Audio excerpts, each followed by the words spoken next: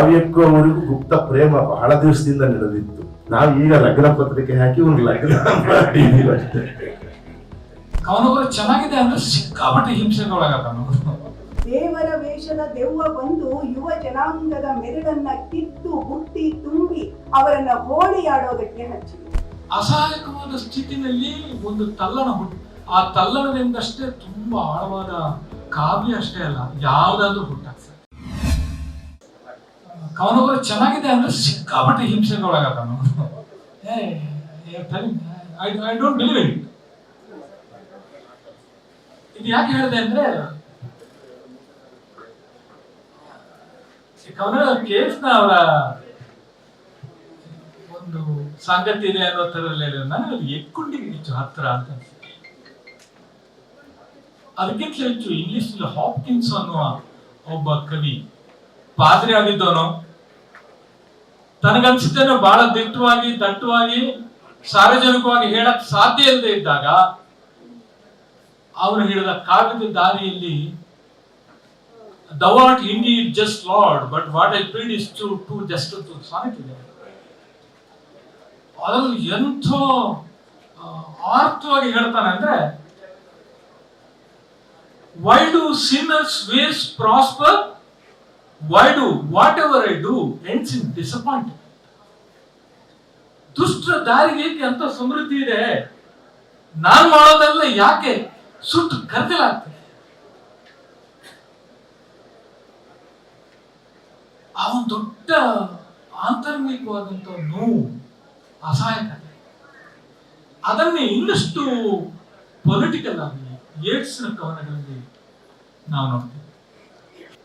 ಇದನ್ನ ನೇರವಾಗಿ ನಾನು ನಿಲ್ಕುಂಟೆಯ ಕವನಗಳ ಬಗ್ಗೆ ಏನು ಹೇಳಲ್ಲ, ಆದ್ರೆ ಒಂದು ಮೇಲ್ಗಡೆ ಹಂಗೆ ಒಂದು ಓವರ್ ಆರ್ಕ್ ಮಾಡೆಲ್ ಅಂತ ಇರುತ್ತೆ. ಒಂದು ನೆರಳಿದೆ, ದಟ್ಟವಾದ ನೆರಳು, ಅದು ಕವಿ ಕಾಣಿಸ್ಲಾರ್ದು, ಬಟ್ ಓದುಗರಾದ ನಮಗೆ ಅದು ಕಾಣಿಸ್ತದೆ. ಅಂದ್ರೆ ಒಂದು ಅಸಹಾಯಕವಾದ ಸ್ಥಿತಿನಲ್ಲಿ ಒಂದು ತಲ್ಲಣ ಹುಟ್ಟುತ್ತಲ್ಲ, ಆ ತಲ್ಲಣದಿಂದಷ್ಟೇ ತುಂಬಾ ಆಳವಾದ ಕಾವ್ಯ ಅಷ್ಟೇ ಅಲ್ಲ, ಯಾವ್ದಾದ್ರೂ ಹುಟ್ಟಾಗ್ತದೆ. ಇದು ಗ್ರೇಟ್ ಆಕ್ಟಿವಿಸಮ್ ಅಂತ ಒಂದು ಇಂಟೆನ್ಸ್ ಆದಂತ ಆಕ್ರೋಶದಿಂದ, ಅಸಹಾಯಕತೆಯಿಂದ ಹುಟ್ಟುತ್ತೆ. ಬಹುಶಃ ಅಧಿಕಾರಿ ಆಗಿದ್ದೆ, ನಿಮಗೆಲ್ಲ ಮೇಷ್ಟ್ರ ಆಗಿದ್ರೆ ಬಹಳ ಪೊಳ್ಳು ಪೊಳ್ಳಾದ ಕವನಗಳನ್ನು ಬರೀತಿದ್ರೆ, ಬಹಳ ಸಲೀಸು, ಮಾತಿಗೆ ಯಾವಾಗ ಕಡಿವಾಣ ಇಲ್ವೋ ಅವಾಗ ಮಾತು ಒಂಥರ ನೊರೆ ನೀರು ಉರುಗು ತರ ಆಗ್ತದೆ. ಇದನ್ನ ನಾನು ಯಾಕೆ ಹೇಳಿದೆ ಅಂದ್ರೆ, ಮತ್ತೆ ಕನ್ನಡಕ್ಕೊಂದು ಪರಂಪರೆ ಇದೆ, ಪ್ರತಿಸೃಷ್ಟಿಯ ಪರಂಪರೆ ಅನ್ನೋದು ನಮ್ಗೆ ಎಲ್ರಿಗೂ ಗೊತ್ತು. ಬರೀ ಪ್ರತಿಸೃಷ್ಟಿ ಅನ್ನೋದು ನಮ್ಮ ಯಾವುದೋ ಕಾಲದಲ್ಲಿ ಹೇಳಿದಂತ ಸಾಹಿತ್ಯ ಅನ್ನೋದು ಜೀವನದ ಪ್ರತಿಭೆ, ಇಟ್ಸ್ ನಥಿಂಗ್ ಲೈಕ್ ದಟ್. ಆ ಪ್ರತಿಕೃತಿ ತನ್ನ ತನ್ನ ಪ್ರತಿಕ್ರಿಯೆಯಲ್ಲಿ, ತನ್ನ ಸ್ಪಂದನೆಯಲ್ಲಿ ಒಂದು ಲೋಕವನ್ನ ಸೃಷ್ಟಿಸುವ ರೀತಿ. ಲ್ಯಾಟಿನ್ ಅಮೆರಿಕದ ಒಬ್ಬ ಕಲಾವಿದ, ಆರ್ಟಿಸ್ಟ್, ತುಂಬಾ ಅದ್ಭುತವಾದ ರೊಮ್ಯಾಂಟಿಕ್ ಆದ ದೃಶ್ಯಗಳನ್ನ ಪೇಂಟ್ ಮಾಡಿದಾಗ ಅಲ್ಲಿನ ಕ್ರಾಂತಿಕಾರಿ ಒಬ್ಬ ಕೇಳ್ತಾನ ಅವನನ್ನ, ನೀನ್ ಯಾಕೆ ಇದನ್ನ ಬರೀತಿದ್ಯಾ, ಇದು ವಾಸ್ತವ ಅಲ್ಲ, ನಾನು ವಾಸ್ತವವನ್ನು ಚಿತ್ರಿಸ್ತಾ ಇಲ್ಲ, ನಾನು ಕಾಣ ಬಯಸುವ ವಾಸ್ತವವನ್ನ ಚಿತ್ರಿಸ್ತಾ ಇದ್ದೀನಿ.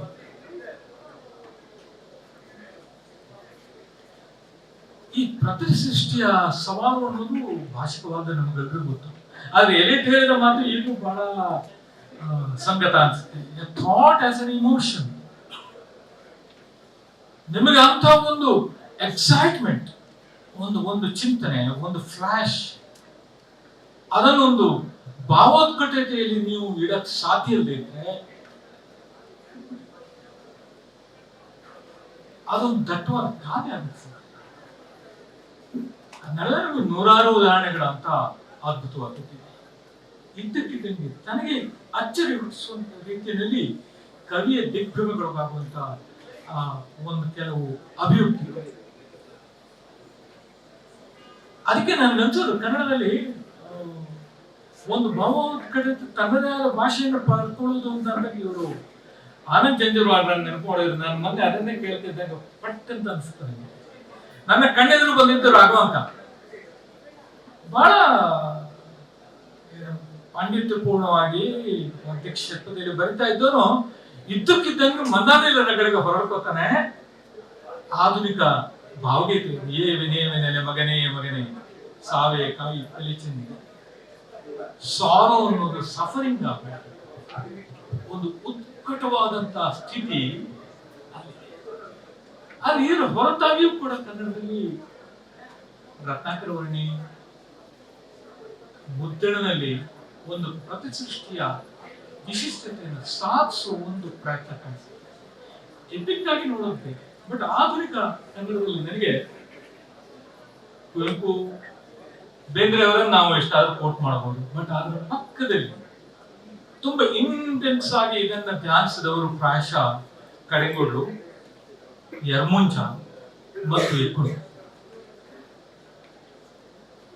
ಅವರ ಕಾವ್ಯದಲ್ಲಿ ಕಾಣಿಸುವ ಭಾವೋತ್ಕಟತೆ ಹೊಸತನ್ನು ಸೃಷ್ಟಿಸುವ ಒಂದು ಹೆರಿಗೆ ಬೆಲೆ ಕೂಡ ಅಂತ ಅನಿಸ್ತದೆ. ಗೊತ್ತಿದ್ದಂಗೆ it's not easy to feel and right. ಕಳೆದ ಒಂದು 10-20 ವರ್ಷದಲ್ಲಿ ಕನ್ನಡದಲ್ಲಿ ಬರ್ತಾ ಇರುವ ಕವನಗಳು ಅದು ಎಷ್ಟು ಪ್ರೆಡಿಕ್ಟಬಲ್ ಆಗಿದೆ ಅಂದ್ರೆ ಓದ್ತಾ ಸುಸ್ತಾಗುತ್ತೆ. ವೆಂಕಟೇಶ್ ಅಲ್ಲಿ ಕವನಗಳಲ್ಲಿ ಇಲ್ಲ, ಈ ಇಮೇಜರಿಯನ್ನು ನಾನು ಕಂಡಿರಲಿಲ್ಲ, ಈ ಇಮೇಜರಿಯ ಮೂಲಕ, ಈ ಮೆಟಾಫರ್ ಮೂಲಕ ನಾನು ಈ ಸತ್ಯವನ್ನ ಕಂಡಿರಲಿಲ್ಲ. This is something new to me. ಒಬ್ಬ ಕವಿಯ ಬಹಳ ದೊಡ್ಡ ಯಶಸ್ಸಿರೋದು ಈ ರೀತಿ ಓದುಗನನ್ನ ತಟಕ್ಕನೆ ಎಚ್ಚರಿಸಿ ಹೊಸತನ್ನ ನೋಡುವ ಹಾಗೆ ಮಾಡುತ್ತೆ. ನಾವು ಸತತವಾಗಿ ಮಾಡಿದ ಸಂವಾದದ ಫಲಶ್ರುತಿ ಈ ಕವನಗಳಲ್ಲಿ ಕಾಣಿಸ್ತಾ ಇರಬಹುದು. ಆದ್ರೆ ಅದು ಸುಪ್ತ ಪ್ರಜ್ಞೆಯಲ್ಲಿ ಆಳವಾಗಿ ಕೂತ ಕಾರಣಕ್ಕಾಗಿ ಮುಂದಿನ 2-3 ವರ್ಷಗಳಲ್ಲಿ ಆ ಕವನ ಕಟ್ಟುವ ರೀತಿ ಈಗ ಒಂದು ಲೀಪ್ ತಗೊಳುತ್ತಲ್ಲ, it has to go to the next level. ಮುಂದಿನ ಮಜಲನ್ನು ತಲುಪುವಾಗ ಪ್ರಾಯಶಃ ಇದೆಲ್ಲವನ್ನು ಸರಿಪಡಿಸಿಕೊಂಡಂತ ಹೊಸ ಕಾಣಿಕೆಯನ್ನ ಕಾಣೋ ಸಾಧ್ಯ ಆಗ್ಬೋದು. ಕಾಗವನ್ನು ಇನ್ನಷ್ಟು ಗಟ್ಟಿಯಾಗಿ ಕಸುವಿನಲ್ಲಿ ಕಟ್ಟುವ ಕಲೆ ಇನ್ನಷ್ಟು ರಕ್ತಗತವಾಗ್ಬೋದು, ಹಸ್ತಗತವಾಗ್ಬೋದು. ಅದಾಗದೇ ಇದ್ರೆ ಅವನು ಕವಿ ಅಲ್ಲ, ಅವನು ತಾಲೂಕು ಆಫೀಸ್ ಎದುರಿರುವ writer. He simply keeps writing. If there is no growth, if there is no leap, ಅವನು ಕವಿ ಆಗಕ್ಕೆ ಸಾಧ್ಯ ಇಲ್ಲ. ಸುಮ್ಮನೆ ಸೆರಾಕ್ಸ್ ಮೆಷಿನ್ ಅಂತ. ಇದು ಇಷ್ಟು ನನಗೆ ವೆಂಕಟೇಶ್ ಅಲ್ಲಿ ಅಪಾರ ಭರವಸೆ ಹುಟ್ಟಿಸಿದ ಅಂಶ. ಬಹುಶಃ ನನಗೆ ಅನಿಸಿರೋದು ನಮ್ಮ ವೆಂಕಟೇಶ ಒಂದು ಕಷ್ಟ ನನಗೆ ಅನಿಸಿದ್ದು, ಕಾವ್ಯ ತತ್ವವನ್ನು ಬಹಳ ಓದಿದ್ದಾರೆ. ಬಹಳ ಓದಿದ ಮೇಲೆ ನೀವು ಕವಿತೆ ಬದಿ ಅಂತ ಹೇಳಿದಾಗ ಅದು ಸ್ವಲ್ಪ ಇಕ್ಕಟ್ಟಿನ ವಿಷಯ ಆಗುತ್ತೆ. ಯಾಕಂದ್ರೆ ನೀವು ಕವಿತೆಗಳನ್ನ ಬಹಳ ಓದಿ ಕವಿತೆಗಳನ್ನು ಬರೀಬಹುದು, ಆದ್ರೆ ವಿಚಾರವನ್ನ ಒಂದು ಸಲ ಬಹಳ ಓದಿದ ಮೇಲೆ ಒಂದು ಸಲ ನಿಮಗೆ ಆ ಭಾವ ಸಂಬಂಧಿಯಾಗಿರುವ ಮುಗ್ಧತೆ ಸ್ವಲ್ಪ ಎಲ್ಲೋ ಕಡಿಮೆ ಆಯ್ತು ಅಂದಮೇಲೆ ಕಾವ್ಯವನ್ನ ಬರೆಯೋದು ಆ ಉತ್ಕಟತೆ ಬಹಳ ಒಂದೊಂದ್ಸಲ ಯೋಚನೆಗೆ ಈಡು ಮಾಡುತ್ತೆ. ನಾನು ಇಷ್ಟು ಗಟ್ಟಿಯಾಗಿ ಹೇಳಬಹುದಾ ಹೇಳಬಾರದು, ಇಷ್ಟನ್ನ ಹೇಳಬಹುದಾ ಹೇಳಬಾರದು, ಸ್ವಲ್ಪ ತಗ್ಗಿಸ್ಬೇಕಿತ್ತ, ಸ್ವಲ್ಪ ಬಗ್ಗಿಸ್ಬೇಕಿತ್ತ, ಹಾಗಾಗಿ ವಿವೇಚನೆ ವಿಪರೀತ ಆಗೋದು. ಇನ್ನು ವೆಂಕಟೇಶಯ್ಯನವರಿಗಿರುವ ಭಾರ ಏನು ಅಂತ ಹೇಳಿದ್ರೆ ಅವರ ಬಗ್ಗೆ ನಮಗೆಲ್ಲರಿಗೂ ಇರುವ ನಿರೀಕ್ಷೆ ಮತ್ತು ಪರಿಚಯ, ಈಗಾಗಲೇ ಅವರಿಗಿರುವಂತಹ ಒಂದು ಏನು ವೈಚಾರಿಕವಾದ ವಿದ್ವತ್ತು ಮತ್ತು ಅವರ ತಿಳುವಳಿಕೆ, ಅವರ ಬರವಣಿಗೆ, ಇವುಗಳ ಬಗ್ಗೆ ನಮಗೊಂದು ನಿರೀಕ್ಷೆ ಇದೆ. ಅದರಿಂದ ಹೊಸ ಕವಿಯನ್ನ ಬರಮಾಡಿಕೊಳ್ಳುವಷ್ಟು ಸಂಭ್ರಮದಲ್ಲಿ ನವವಧೂವರ ರೀತಿಯಲ್ಲಿ ನಾವು ಒಂದು ಆರತಕ್ಷತೆಯನ್ನ ಮಾಡಲಾಗುವುದು. ಕಷ್ಟ. ಅವರಂದ್ರಲ್ಲ ನಾನು ಕವಿಯೋ ಅಲ್ವೋ ಅಂತ ಈಗಲೂ ನನಗೆ ಅನುಮಾನ ಅಂತ ಹೇಳೋದು ಕಷ್ಟ ಅಂತ. ಏನು ಕಷ್ಟದ ವಿಷಯ ಏನಲ್ಲ, ಅವರು ಕವಿ ಆದ್ದರಿಂದಲೇ ಕವಿಗೆ ಆ ರೀತಿಯಾದ ಅನುಮಾನ ಅವ್ರು ಕಾಡುತ್ತೆ. ಅವರು ಕವಿ ಅಂತ ಯಾವತ್ತೂ ಆಗಿತ್ತು. ಕಾವ್ಯಕ್ಕೂ ಅವರಿಗೂ ಗುಪ್ತ ಪ್ರೇಮ ಬಹಳ ದಿವಸದಿಂದ ನಡೆದಿತ್ತು. ನಾವು ಈಗ ಲಗ್ನ ಪತ್ರಿಕೆ ಹಾಕಿ ಒಂದು ಲಗ್ನ ಮಾಡಿದೀವಿ ಅಷ್ಟೇ. ವೆಂಕಟೇಶಯ್ಯನವರಿಗೆ ಈಗ ಮಾಮೂಲಿ ಬಂಡಾಯ ಕವಿಗಳು ಬರೆಯುವಂತಹ ನುಡಿಗಟ್ಟಲ್ಲಿ ಮತ್ತು ದಾಟಿಯಲ್ಲಿ ಬರೆಯೋದು ಇಷ್ಟ ಇಲ್ಲ. ಅದನ್ನ ಬಿಡಿಸಿಕೊಳ್ಳಬೇಕು ಅಂತಾನೆ ಬೇರೆಯ ಒಂದು ನುಡಿಗಟ್ಟನ್ನ ಮತ್ತು ಒಂದು ಬೇರೆ ದಾಟಿಯನ್ನ ಅವರದ್ರಲ್ಲಿ ರೂಢಿಸ್ಕೊಳ್ಳಕ್ಕೆ ಟ್ರೈ ಮಾಡಿದ್ದಾರೆ. ಅದು ಸ್ವಲ್ಪ ಅವರ ಹಿರಿಯ ಕವಿಗಳಿಂದಲೂ ಕೂಡ ಬಂದಿರಬಹುದು. ಇವರು ಮತ್ತೆ ಮತ್ತೆ ಜ್ಞಾಪಿಸಿದ್ದಕ್ಕೆ ಏನು KS ನರಸಿಂಹಸ್ವಾಮಿ ಮತ್ತು ಭೂತಿಯನ ಇತ್ಯಾದಿ ಅವರ ಲಯಗಾರಿಕೆಯಿಂದಲೂ ಅದು ರೂಪುಗೊಂಡಿರಬಹುದು. ಆದ್ರೆ ಹೇಳ್ತಾ ಇರುವಂತದ್ದು ಕಟ್ಟ ರಾಜಕೀಯವನ್ನು. ಈ ಕಟ್ಟ ರಾಜಕೀಯವನ್ನ ಹೇಳಬೇಕಾದ್ರೆ ಈ ನುಡಿಗಟ್ಟು ಮತ್ತು ಈ ಲಯ, ಈ ದಾಟಿ ಮುಟ್ಟಬೇಕಾದದನ್ನ ಮುಟ್ಟಿಸೋದಿಲ್ವಾ, ಅದನ್ನ ಕವಿಯಾಗಿ ಅವರು ಇನ್ನೂ ಮತ್ತು ಪರಿಶೋಧಿಸ್ಕೊಳ್ಬೇಕು. ಈಗಿರುವಂತಹ ಒಂದು ಕಾಲಘಟ್ಟ ರಾಜಕೀಯವಾಗಿ ಬೇರೆದೇ ರೀತಿಯ ಸ್ಪಂದನೆಗಳನ್ನು ತೋರಿಸ್ತಾ ಇದೆ. ಇದು ಎಡಪಂಥೀಯ ರಾಜಕಾರಣದ ಕಾಲ, ಆ ಪರಿಭಾಷೆಯ ಕಾಲ ಅಷ್ಟು ರಭಸ ಗತಿಯಲ್ಲಿ ಇರುವಂತದ್ದಲ್ಲ ಅಂತ ನನಗೆ ಅನ್ಸುತ್ತೆ. ನಾವು 80, 90 95, 2000 ಹೆಚ್ಚು ಕಡಿಮೆ ಅದು ದಲಿತ ಚಳವಳಿ ಆಗಲಿ, ರೈತ ಚಳವಳಿ ಆಗಲಿ, ಎಡಪಂಥೀಯ ಚಳವಳಿ ಆಗಲಿ, ನುಡಿಗಟ್ಟು ಒಂದಾಗಿತ್ತು. ಆಕ್ರೋಶ, ಹೋರಾಟದ, ಬಂಡಾಯದ ತಿಳುವಳಿಕೆ ಯುವಜನತೆಯೊಳಗೆ, ಹೊಸ ಯುವಜನತೆಯೊಳಗೆ ಅದೊಂದು ತೀವ್ರವಾಗಿ ಪ್ರಭಾವಿಸಿದಂತಹ ಕಾಲಘಟ್ಟ. ಹಾಗದು ರಾಜಕೀಯ ಈಸಿಯಾಗಿ ಹೋಗ್ತಿತ್ತು. ಅದ್ರಲ್ಲಿ ಈಸಿ ಪದ್ಯಗಳು ಕೂಡ ಸೀರಿಯಸ್ ಆಗಿ ಹೋಗ್ಬಿಟ್ಟು ನೋಡಿ. ನಾನು ಸುಮ್ಮನೆ ಹೇಳ್ತೀನಿ, ಅದು ಬಹಳ ಒಳ್ಳೆ ಕವಿತೆನೆ. ಆದ್ರೆ ಎಷ್ಟು ಈಸಿ ಕವಿತೆ ಅಂದ್ರೆ, ಕೆಡುವವರು ಏನು ಕಟ್ಟುವೆವು ನಾವು, ಕೆಡುವವರು ಅವರು ಅಂತ ಅಲ್ಲಮಪ್ರಭು ಬೆಟ್ಟದೂರು ಅವರ ಕವಿತೆ. ಅದರ ಪರಿಣಾಮ ಮಾತ್ರ ನನಗೆ ಚೆನ್ನಾಗಿ ಗೊತ್ತಿದೆ. ಕಾವ್ಯವಾಗಿ ನೀವು ಅದನ್ನು ವಿಶ್ಲೇಷಣೆ ಮಾಡ್ತಾ ಹೋದ್ರೆ ಅದು ಈಗ ವೆಂಕಟೇಶ ಬರೆದಿರುವ ಗಾಢ ಸ್ವರೂಪದ ಕಾವ್ಯವ ಅಲ್ಲವಾ? ಆದ್ರೆ ಪರಿಣಾಮ ಮಾತ್ರ, ಯಾಕಂದ್ರೆ ಅದಕ್ಕೊಂದು ಕಾಲಘಟ್ಟದ ಹಿನ್ನೆಲೆ, ಅದಕ್ಕೆ ಒಂದು ಭಿತ್ತಿ ಕೆಲಸ ಮಾಡಿತ್ತೋ ಏನು. ಕಟ್ಟುವೆವು ನಾವು, ಕೆಡುವರು, ಅದೇ ತಾನೆ ಅದು ಕೆಡುವು, ಕೆಡವಬಲ್ಲರು ನೋಡಿ. ಅದು ಈಸಿ ಪೊಯಮ್. ಅದು ಪಾಲಿಟಿಕ್ಸ್ ಸಾಂದ್ರವಾಗಿ ಕೆಲಸ ಮಾಡ್ತಾ ಇರೋ ಸನ್ನಿವೇಶದಲ್ಲಿ ಮತ್ತು ತೀವ್ರವಾಗಿರುವ ಸಂಚಲನಗಳು ಮತ್ತು ಸಂವೇದನೆಗಳಿರೋ ಸಮಯದಲ್ಲಿ ಅದು ಎಷ್ಟು ಬೇಗ ಕ್ಯಾಚ್ ಆಗಿ ಹೋಗುತ್ತೆ ಮತ್ತು ಅದು ಎಷ್ಟು ದೊಡ್ಡ ಪರಿಣಾಮ ಉಂಟು ಮಾಡಿ ಸಭೆಗಳು ಚಪ್ಪಾಳೆಗಳ ಮೇಲೆ ಚಪ್ಪಾಳೆ. ಅದರಿಂದ ಈ ಕಟ್ಟು ಈಗಿನ ಕವಿಗಳಿಗೆ, ಅದರಲ್ಲೂ ನಮ್ಮ ವೆಂಕಟೇಶ್ ತರ ಗಂಭೀರವಾಗಿ ಬರಿಬೇಕು ಅನ್ನುವಂತಹ ಅವರ ಕಾವ್ಯ ತತ್ವವನ್ನು, ಕಾವ್ಯ ಧರ್ಮವನ್ನು ಮತ್ತು ಈ ರಾಜಕೀಯ ಚಿಂತನೆಯನ್ನು ಮುಪ್ಪುರಿಗೊಳಿಸಿ ಬರಿಬೇಕು ಅಂತ ಪ್ರಯತ್ನ ಪಡ್ತಿರ್ಬೇಕಾದ್ರೆ ಅವರಿಗೆ ಮೆಚ್ಚುಗೆ ಸಿಕ್ಕೋಗಿದೆ. ಅವರ ಕಾವ್ಯಕ್ಕೆ ಬೆಂಬಲ ಸಿಕ್ಕಿದೆಯಾ? ಎಷ್ಟು ಜನ ವೆಂಕಟೇಶ್ ಸಾಲುಗಳನ್ನ ಸಭೆಗಳಲ್ಲಿ ಉಲ್ಲೇಖಿಸಿ ಮಾತಾಡಬಲ್ಲರು ಈಗಿರುವ ಕಾಲಘಟ್ಟದಲ್ಲಿ? ಅದರ ಪರಿಣಾಮ ಏನು ಅದನ್ನು ಉಲ್ಲೇಖಿಸಿ ಮಾತನಾಡಿದರೆ? ಇದನ್ನು ಕೂಡ ನಾವು ಆಲೋಚನೆ ಮಾಡಬೇಕು. ನಾನು ಸುಮ್ಮನೆ ನಮ್ಮ ಕೆ.ವಿ. ಅನ್ನೋರು ಮತ್ತೆ ಸುರೇಶ್ ಅವರು ಮಾತಾಡ್ಬೇಕಾದ್ರೆ ನಮಗೆ ಹಿಂಗೂ ಸಲೀಸಾಗಿ ಪರೀಕ್ಷೆಗೆ ಪಾಸ್ ಆಗ್ಬಿಟ್ಟಿದ್ವಿ, 35 ಮಾರ್ಕ್ಸ್ ಕವಿ ಅಂತ. ಅದು ಗ್ರೇಸ್ ಮಾರ್ಕ್ಸ್ ಕಾಲ. ಇಲ್ಲಿ KV ಅನ್ನು ಮತ್ತೆ ಸುರೇಶ್ ತರದ ಪರೀಕ್ಷಾ ತಜ್ಞರಿದ್ದಿದ್ರೆ ನಾವು ಡಿಬಾರು ಈ ಸಂಕಲನದ ಇನ್ನೊಂದು ಮಹತ್ವದ ಲಕ್ಷಣ ಯಾವುದು ಅಂದ್ರೆ, ಅಲ್ಲಿರುವ ಕರುಣಾರ್ದ್ರವಾದಂತಹ ಒಂದು ಕರೆ, ಒಂದು ಹುಡುಕಾಟ. ಹಾಗೇನೆ ಇಲ್ಲಿ ಬುದ್ಧ ಬಹಳ ಮುಖ್ಯನಾಗ್ತಾನೆ. ಇತ್ತೀಚಿನ ಕನ್ನಡ ಕಾವ್ಯ ಮರಳಿ ಮರಳಿ ಬುದ್ಧನ ಕಡೆಗೆ ಹೊರಡ್ತಾ ಇರೋದನ್ನ ನಾವೆಲ್ಲರೂ ಸಾಕ್ಷಿ ಪ್ರಜ್ಞೆಗಳ ಹಾಗೆ ನೋಡ್ತಾ ಇದ್ದೀವಿ. ಆದ್ರೆ ಅಷ್ಟೇ ಅಲ್ಲ, ಇಲ್ಲಿ ಬುದ್ಧ ಸಂಪೂರ್ಣವಾಗಿ ಆ ಬುದ್ಧನ ದಯೆ, ಬುದ್ಧನ ಕರುಣೆಯ ಪಾಯಸದ ಹಂಬಲವೊಂದು ಇಲ್ಲಿಯ ಇಡೀ ಸಂಕಲನದ ಜೀವಂತ ಧ್ವನಿಯಾಗಿದೆ ಅನ್ನೋದನ್ನ ನಾವು ಗಮನಿಸಬೇಕು. ಈ ಕರುಣೆಯ ಮೂಲವಾಗಿರೋದು ಯಾವುದು ಅಂತಂದ್ರೆ ವಿಷಾದ, ದಟ್ಟವಾದ ವಿಷಾದ. ಇಡೀ ಸಂಕಲನವನ್ನೇ ಒಂದು ವಿಷಾದ ಯೋಗ ಅಂತ ಕೂಡ ಕರಿಬಹುದು. ಅಷ್ಟು ನಮ್ಮ ಮನಸ್ಸಿಗೆ ತಾಕುವಷ್ಟು ವಿಷಾದ ಮಡುಗಟ್ಟಿರುವಂತಹ ಸಂಕಲನ ಇದು. ಬುದ್ಧನನ್ನ ಹಾಗಂತೇಳಿ ಬುದ್ಧನನ್ನ ಸುಮ್ಮನೆ ಒಪ್ಪಿಕೊಳ್ಳೋದಲ್ಲ. ಬುದ್ಧನನ್ನ ಯಶೋಧರೆಯ ಕಣ್ಣಿನಿಂದಲೂ ನೋಡಬಲ್ಲ, ಬುದ್ಧನನ್ನ ಕವಿ ತನ್ನ ಕಣ್ಣಿನಿಂದಲೂ ಮರು ಚರ್ಚೆಗೆ ಒಡ್ಡಬಲ್ಲಂತಹ ಒಂದು ವಿಮರ್ಶನ ಪ್ರಜ್ಞೆ ಕೂಡ ಇಲ್ಲಿಯ ಕವಿತೆಗಳ ಒಳಗಿದೆ. ಒಂದು ಸಾಲು ಹೀಗಿದೆ: ಬಸುರಿಯರ ಕಾಲು ಹಿಡಿದು ಕೇಳುವೆ, ಎದೆ ಕರುಣದ ಮಕ್ಕಳ ಹೆತ್ತು ಕೊಡಿರವ್ವ ತಾಯಿ. ಇವತ್ತಿನ ಸಂದರ್ಭದೊಳಗೆ ಕರುಣೆ ಅನ್ನೋದು, ಮಾನವೀಯತೆ ಅನ್ನೋದು ಎಲ್ಲಿ ಹೋಗಿದೆ, ಏನಾಗಿದೆ, ಯಾಕೆ ಈ ಬರಡುತನ ಆವರಿಸಿಕೊಳ್ತಾ ಇದೆ ಅನ್ನುವಂಥ ಪ್ರಶ್ನೆ ಕವಿಯನ್ನ ಮತ್ತೆ ಮತ್ತೆ ಕಾಡಿದೆ, ಮತ್ತೆ ಮತ್ತೆ ಬರೆಸಿಕೊಂಡಿದೆ.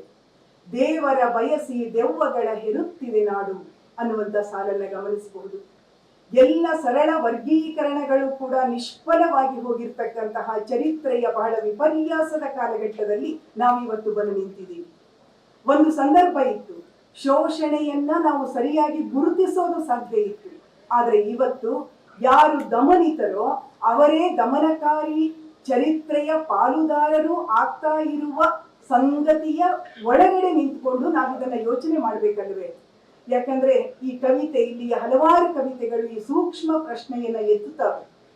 ಹೂವಿನ ಎಳೆ ಕದಪಿನಲ್ಲಿ ಎಲ್ಲೂ ಕೊಲೆಯ ಸಾಕ್ಷಿಗಳಿಲ್ಲ.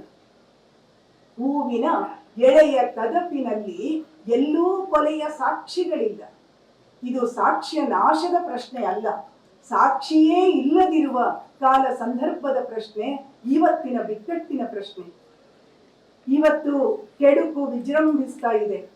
ಹಾಗಿದ್ರೆ ಆ ಕೆಡುಕು ಅನ್ನೋದು ಕಟ್ಟ ಕಡೆಗೆ ಧ್ವಂಸ ಮಾಡೋದು ಯಾವುದನ್ನ ಅನ್ನುವ ಎಚ್ಚರವನ್ನ ನಾವು ಇಟ್ಕೊಳ್ಳೋದಾದ್ರೆ ಅಪಾರ ಶ್ರದ್ಧೆಯಿಂದ ಕವಿ ಅದನ್ನ ಗುರುತಿಸೋದಕ್ಕೆ ಹೋಗ್ತಾರೆ. ಹೆಣ ನೋಡಿ ಕುಣಿಯುವವರ ನಡುವೆ ಬಾಳಬೇಕಾದ ದಾರುಣತೆ ಇದೆಯಲ್ಲ, ಅದನ್ನ ಈ ಕವಿತೆ ಹೇಳುತ್ತೆ. ಹೆಣ ನೋಡಿ ಕುಣಿಯುವವರ ಮಧ್ಯದಲ್ಲಿ ನಾನು ಬದುಕ್ತಾ ಇದ್ದೀನಿ. ಇದನ್ನ ಓದುವಾಗ ನನಗನ್ನಿಸಿದ್ದು, ನಿಮ್ಮೊಡನಿದ್ದು ನಿಮ್ಮಂತಾಗದೆ ಅನ್ನುವಂತ ಸಾಲು ಇಲ್ಲಿ ಮತ್ತೊಂದು ರೀತಿಯಲ್ಲಿ ಮತ್ತೊಂದು ಸಂದರ್ಭಗಳಲ್ಲಿ ಪುನರಾವರ್ತನಗೊಳ್ತಾ ಇದೆಯಲ್ಲ ಅನ್ನುವಂಥದ್ದು. ಬಹಳ ದೃಢವಾಗಿಯೇ ಇವತ್ತಿನ ಕಾಲ ನಮ್ಮೆಲ್ಲರನ್ನ ಪ್ರಶ್ನೆ ಮಾಡ್ತಾ ಇದೆ. ನೀನು ಬೇಟೆಯ ಜೊತೆಗಿದ್ದೀಯೋ, ಬೇಟೆಗಾರನ ಜೊತೆಗಿದ್ದೀಯೋ? ನಮಗೆ ಈ ಪ್ರಶ್ನೆ ಬೇಕಿರ್ಲಿಕ್ಕಿಲ್ಲ, ಆದ್ರೆ ಕಾಲ ಸಂದರ್ಭ ಈ ಪ್ರಶ್ನೆಯನ್ನ ನಮ್ಮೆದುರು ಇಡ್ತಾ ಇದೆ. ದೇವರು ಧರ್ಮಗಳೆಲ್ಲ ಬಳಕೆಯ ಪದಾರ್ಥಗಳಾಗಿ ಸಂದು ಹೋಗುತ್ತಿರುವ ಕಾಲದಲ್ಲಿ ಇಲ್ಲಿಯ ಕವಿತೆ ಹೇಳುತ್ತೆ, ದೇವರ ವೇಷದ ದೆವ್ವ ಬಂದಿದೆ. ದೇವರ ವೇಷದ ದೆವ್ವ ಬಂದು ಯುವ ಜನಾಂಗದ ಮೆದುಳನ್ನ ಕಿತ್ತು ಬುಟ್ಟಿ ತುಂಬಿ ಅವರನ್ನ ಹೋಳಿ ಆಡೋದಕ್ಕೆ ಹಚ್ಚಿದೆ. ಹೋಳಿ ಆಡ್ತಾ ಆಡ್ತಾ ಅವರ ಬಾಯಿಂದ ಬರೋದು ಒಂದೇ ಒಂದು ಘೋಷ, ಜೈ ಜೈ ಜೈ ಅನ್ನುವ ಜೈ ಘೋಷ.